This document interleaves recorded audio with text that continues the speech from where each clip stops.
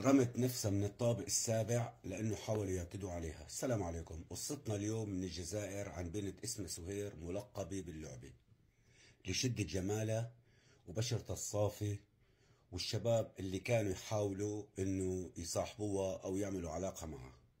وهاي سهير يتيمة ساكنة مع اخوها اللي اسمه سمير واختها امينة ساكنين لحالهم بالبيت. بيوم من ذات الايام بتطلع سهير من البيت وبتختفي. اخوها بصير يدور عليها من منطقة لمنطقة لكن بدون جدوى. وتذكر كلمة كانت تقول له اياها على طول سهير، انه هي حابة تطلع من البيت وتسافر على احدى الدول الاوروبية. فما اخذ واعطى بهالكلام، قال بجوز اختي سافرت.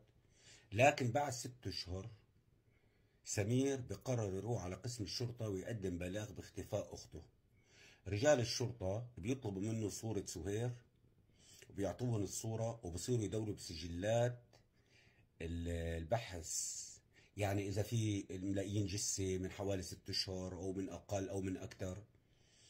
فبلشوا يدوروا من هون ومن هون، بيجيهم تقرير إنه ملاقيين جثة من حوالي 6 أشهر مرمية على أحد الطرق الرئيسية بالجزائر بطريق السريع. بقارنوها مع الصورة اللي أعطاهم سمير وبيكتشفوا إنه هاي أخته لسمير. بيجوا حقوا على سمير بيقولوا له يا سمير، انت ليش طول الفترة هاي ال6 اشهر ما اجيت خبرت انه اختك اختفت؟ ليش بهاي اللحظة جاي انت تخبر؟ قال لا لا والله ما في شيء، بس انا من البداية كانت اختي تقول لي انه هي بدها تسافر برية الجزائر، عشان هيك ما اخذت وعطيت، قلت لحتى يبين معنا شيء او تتصل اختي واطمن عليها. لكن بعد 6 اشهر اختي ما اتصلت وبصراحة انا خفت عليها. قالوا له ماشي وتموا حاجزينه. راحوا على بيته واحتجزوا اخته امينه. قالوا هلا امينه تعالي، بدنا نسالك اخوك سمير كان له يعني مشاكل مع اختك؟ قال لا ليش؟ قال يعني اخوك بعد 6 اشهر خبر على اختفاء اختك، يعني اكيد في إلنا. طيب اخوك كان يعنف اختك سهير؟ قالت لهم بصراحة ايه كان يعنفها، لانه مرة دري انه لها علاقة مع شاب، وهذا الشيء حرك مشاعره تجاه أخته وغضب عليها وبلش فيها ضرب. بس يعني مستحيل هاي الأمور توصل إنه أخوه يقتله. قالوا له ماشي وحجزوها بقلب القسم. رجعوا جابوا له سمير، قالوا له يا سمير تعال، أنت صحيح إنك قتلت أختك؟ قال بصراحة إيه قتلتها، بس هذا الشيء ما بوصل إنه أنا أقتل أختي، يعني هاي من ريحة أبوي وأمي وليش أقتلها؟ يعني حبت. واي انسان بهيك عمر، يعني عمره 22 23 سنه، راح تحب وتنحب، وهي ما شاء الله عليها حلوه. قالوا له ماشي. طيب طيب ليش انت هلا احكي لنا بالضبط، ليش بعد 6 اشهر، ليك لا تلف ولا تدور، ليش بعد 6 اشهر انت جاي لعنا هون تخبرنا؟ قال بصراحه انا ما كنت بدي اخبر، بس في معلومه اعطتني اياها اختي امينه، عشان هيك انا اجيت وخبرت. قالوا له شو هي؟ قال لا انا بفضل انكم انتم تسمعوها من لسان اختي. قالوا له ماشي. راحوا جابوا امينه.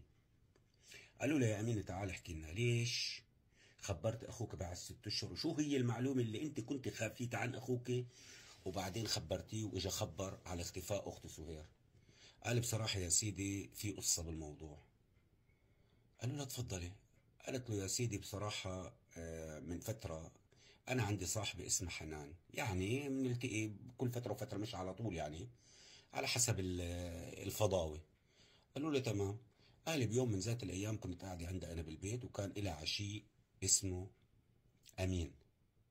هذا امين انسان ضايع صايع سكرجي حشاش. فبيوم من ذات الايام، طبعا هذا الحكي على لسان امينة اللي عم تحكي، شو قالت لحنان؟ قالت لحنان يا امين بيوم من ذات الايام وانا وياه عم نتواصل بالحكي على التليفون، فعم بساله يعني انت بتحبني؟ قال له والله بحبك انا. قالت له طيب انت شو يعني شفت شي بنت بجمالي او احلى مني؟ قال لها ليك يا حنان، انت احلى وحده بنظري، لكن في وحده بصراحه خليني هلا اصارحك. قالت له تفضل. في وحده قد ما يعني حاولت اوصف لك جمالها ما راح اوفيها حقها، اسمها اللعبة. قالت له اللعبة؟ قال لها ايه ملقبينا باللعبة لشدة جمالها. قالت له ايه كمل. قال بصراحة مرة اخذناها على شقة بالطابق السابع، والبنت بعد ما سكرت وداخت وكذا رمت حالها من البرندة على الأرض، ونحن بصراحة خفنا. فجبنا شاحنة، كان معنا شاحنة لرفيقنا، حطيناها بقلب هاي الشاحنة واخذناها على احد الطرق السريعة ورميناها هناك ونسينا الموضوع.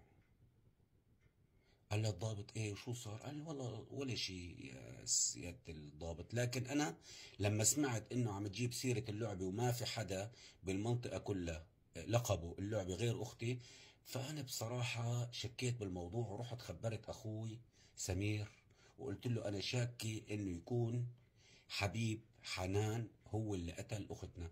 عشان هيك اجى اخوي سمير وخبر على اختفاء اختي. قالوا لا ماشي، راحوا القوا القبض على حنان. قالوا له يا حنان تعالي احكي لنا شو قصتك انت وسهير. قالت له مين سهير؟ اللعبة. قالت له اللعبة. والله يا سيدي انا ما لي علاقة اقسم بالله. قالوا لها تعالي احكي لنا شو القصة. قالت له يا سيدي القصة هيك هيك هيك، كنت انا بتصل مرة مع صديقي امين، وحكى لي انه اخذوا بنت للطابق السابع وسكرت وداخت ووقعت حالها من البرندة وراحوا رموها على احد الطرق السريعة. القوا القبض على امين. تعا يا امين شو قصة البنت هاي سهير اللعبة؟ قال بصراحة يا سيدي انا ما إلي علاقة اقسم بالله ماني قتلتها. قال له مين اللي كان؟ قال ياسين. لك مين هذا ياسين؟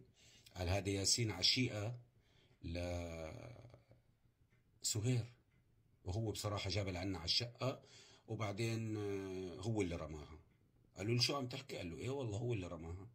ألقوا القبض على ياسين. تعا يا ياسين ليش قتلت سهير؟ قال اقسم بالله ما قتلتها، حبيبتي هاي سهير مستحيل. بصراحة يا سيدي والله العظيم ما انا اللي قتلتها، اللي قتل امير. لكم مين كمان امير هذا؟ قال يا سيدي هاي القصة بما فيها.